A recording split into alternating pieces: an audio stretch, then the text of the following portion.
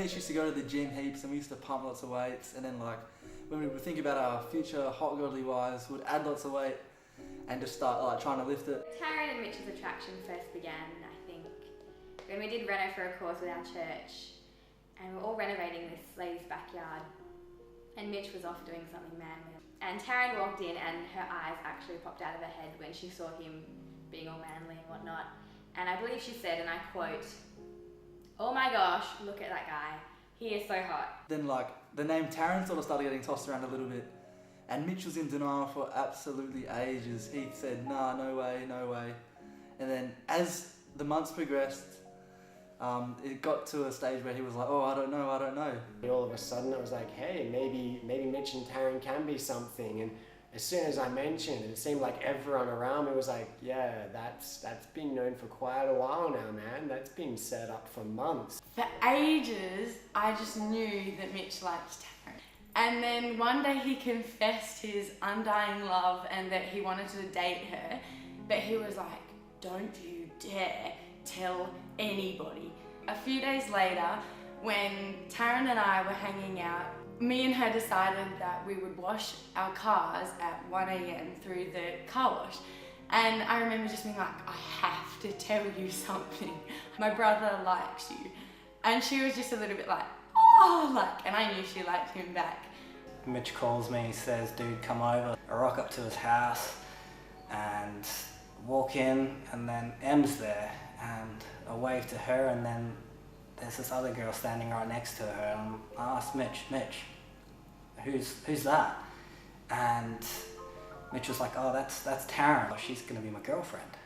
And I was like, "Your girlfriend? What? When did that happen?" So he's like, "Oh, well, it's still in the process of happening." And that's when Mitchell came over to have that big official meeting with my parents, and he sat down with them, asked them for their blessing to date Taryn.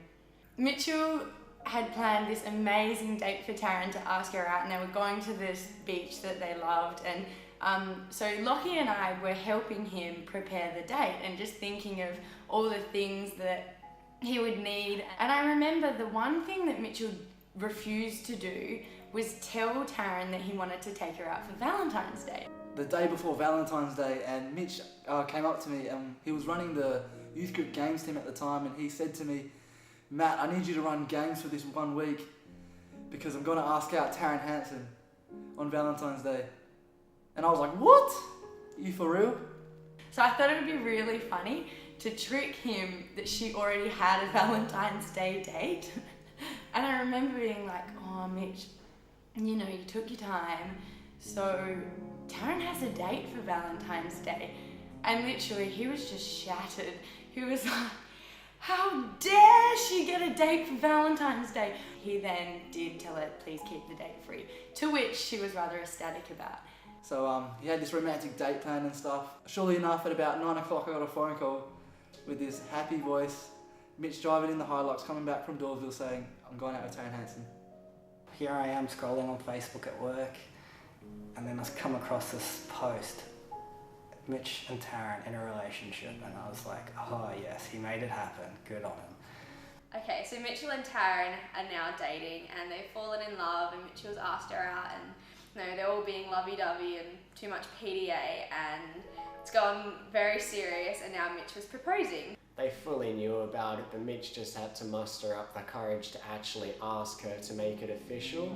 So he recruits the Hamilton and Hanson family to help him propose to my sister, and it was in Mandurah at this beautiful gazebo. And so when the day finally came that he decided he was going to do it all, he was absolutely petrified. He didn't want to do so many different things out of fear that it'd be taken the wrong way or she wouldn't like it.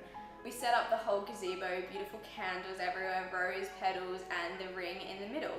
And after it's all set up and done, you know, the family's meant to leave and let Mitchell do his thing and propose, but we wanted to watch, so instead of leaving, we sneak around the corner to a bush, quite conveniently, and all hide, and we all just stay there and wait for Mitchell and Taryn to come and sneakishly watch.